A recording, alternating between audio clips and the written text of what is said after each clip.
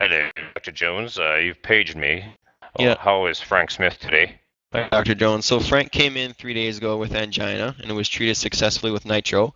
He's just about to be discharged when he had a repeat pain, and he's 7 out of 10 right now.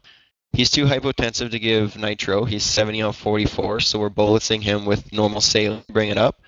However, he also has bradycardia at 30 per minute, so we're wondering if we should give atropine to try and increase cardiac output.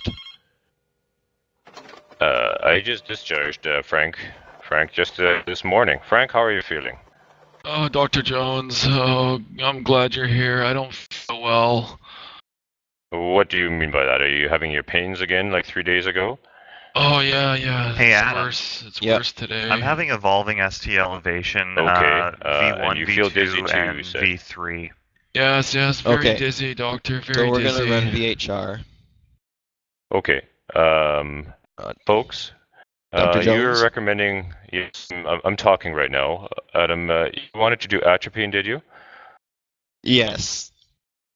I agree. It is quite low. Why don't we go ahead and try one dose of atropine, and